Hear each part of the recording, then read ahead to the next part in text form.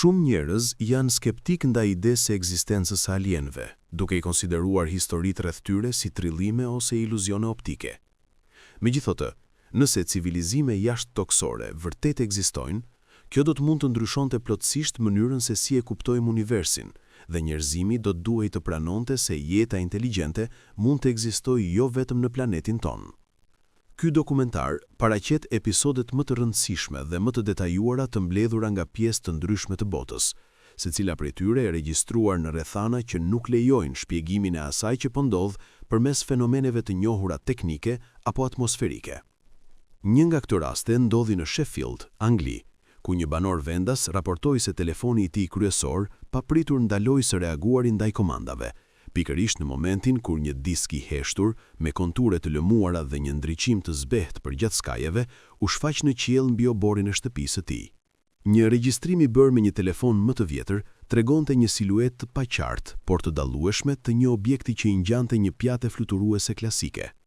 Një episod edhe më alarmues ndodhi në qytetin Puno të Perus, ku një objekt i madh metalik me dizajn të pazakontë, i përbërë nga shumë tuba të hollë që formonin një sistem unazash, ra nga qielli. Rënja u shoqërua me një zhurmë të fuqishme dhe re të dendur atymi. Agjencitë zyrtare hapësinore deklaruan se nuk kishte pasur asnjë lëshim apo emergjencë në atë kohë, dhe konfigurimi i objektit nuk përputhej me asnjë pajisje të njohur toksore. Në një zonë shkretorine, një turist dëshmoi shfaqjen e një figure të qartë në qiell, që riprodhonte në mënyrë perfekte formën e një piramide egjiptiane. Gjeometria e objektit ishte aq e përsosur sa dëshmitari përjashtoi plotësisht mundësinë e një iluzioni optik. Objekti qëndroi i palëvizshëm për disa minuta dhe më pas u zhduk po aq papritur sa ishte shfaqur. Në Skoci, një banor vendas filmoi një grup objektesh ndriçuese që dukeshin si sfera që lëviznin ngadalë në mënyrë të sinkronizuar dhe në heshtje të plotë. Më pas ato filluan të zbeheshin gradualisht dhe u tretën në ajër, pa lënë asnjë shkëndijë apo gjurmë pas. Në Cusco, Meksik, një burr kapi me kamera një objekt që i ngjante formën e një fluturakeje, por që qëndronte plotësisht i palëvizshëm në ajër, pa reaguar ndaj erës dhe pa qenë i lidhur me ndonjë fill. Kjo ngjarje ndezi debate të zjarrta mes përdoruesve online. Në Shizuoka, Japoni, më 10 shtator 2009, dëshmitar vunë re disa drita të forta në qiell, të shfaqura në grupe të rregullta. Vetëm një ditë më vonë, rajoni u godit nga një tërmet i fuqishëm që shkaktoi edhe tsunami. Banorët filluan të lidhin këto dy ngjarje, por asnjë koment zyrtar për një lidhje të mundshme nuk u bë ndonjëherë. Në Newark, New Jersey, një video e filmuar nga një dëshmitar i rastësishëm kapi një sferë të çuditshme ndriçuese që zbriste ngadalë drejt sipërfaqes së rrugës, duke qëndruar pezull rreth gjysmë metri mbi tokë. Ajo lëvizte në mënyrë kaotike dhe të menjëhershme, u ngrit me shpejtësi dhe u zhduk në qiell. Mendimet e ndara në internet nuk quan në asnjë shpjegim bindës. Në thellësitë Meksikës, një burr vëzhgoi një objekt në formë ege, plotësisht të lëmuar dhe me sipërfaqe reflektuese, që qëndroi pezull në ajër për rreth 7 minuta dhe më pas u largua ngadalë drejt maleve pa prodhuar asnjë tingull. Një nga rastet më të detajuara u regjistrua në Nairobi, Kenya. Një kamera makine kapi një disk metalik perfektisht të rumbullakët me skaj të brinzur dhe dritare të rumbullakta që fluturonte në lartësi të ulët përpara një makine dhe më pas u përshpejtua pa pritur duke u zhdukur me spemëve. Ekspertët të pavarur konfirmuan mungesën e shenjave të manipulimit apo montazhit. Po aq i pazakontë ishte rasti në Santa Cruz, Argjentinë, ku një re gjigande dhe dendur, me konture të qarta dhe ndriçim të brendshëm, qëndroi plotësisht i palëvizshëm për gati 50 minuta, më pas u shpërbë gradualisht.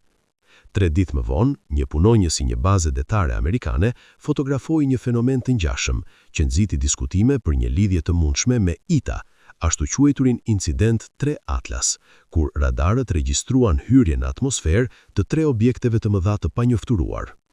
Në Kaliforni, një shofer vuri re një objekt perfektisht të rumbullakët, me ngjyrë të artë dhe me diametër rreth 15 metra, që qëndronte pezull në një lartësi të rreth 250 metrash. Qendra kombëtare për kërkime atmosferike përjashtoi teoritë që përfshinin balon meteorologjik, drona apo efekte optike, dhe la kësin pa shpjegim. Në Las Vegas, një seri e ngjarjesh filloi me shfaqjen e një sfere jeshile shumë të ndriçueshme që ju afrua me shpejtësi tokës dhe u shoqërua me një shkëndijë të fuqishme. Pak më vonë, një adoleshent raportoi se kishte parë 2 figura humanoide mbi 2 metra e gjysmë të gjata, me trupa të zgjatur dhe sy të mëdhenj. Megjithatë, policia që mbërriti në vend ngjarje nuk gjeti asnjë gjurmë. Në Teksas, 2 episode të pavarura u regjistruan të njëjtën ditë. Dëshmitari i parë pa një objekt në formë disku që lëvizte mbi temët përpara se të zhdukej nga pamja. I dyti vëzhgoi një mjet fluturues me pjesë të zgjatura sipër dhe poshtë dhe drita rrotulluese rreth qendrës. Kur një reze e fortë drite doli nga pjesa e poshtme e objektit, komunikimet mobile dhe energjia elektrike në zonën e rrethuar u ndërpren për disa kilometra.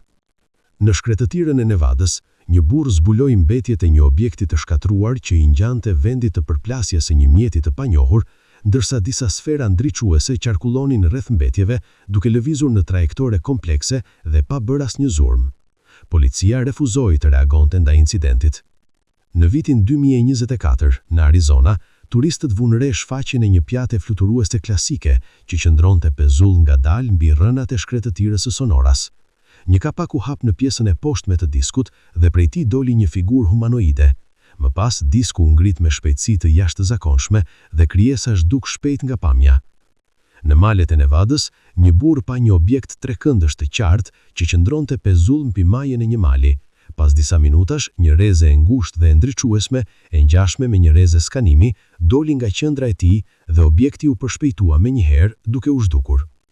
Në zonën Cedar Hill të Teksasit, dëshmitarët panë drita jeshile ndriçuese që formuan një rreth perfekt në qiell dhe qëndruan të palëvizshme mbi temët përpara se të shuheshin njëkohësisht, duke lënë qiellin krejtësisht bosh.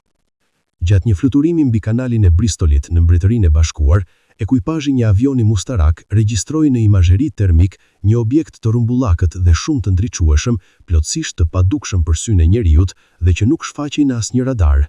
Ky rast nxiti diskutime serioze mes specialistëve.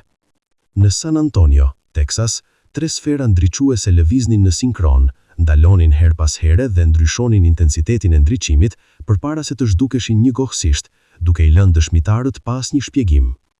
Së fundmi, në shkretëtirën e Sonoras, turistët vëzhguan një mjet në formë disku, nga fundi i të cilit doli një qenie humanoide dhe vetë disku u largua me një përshpejtim të pabesueshëm.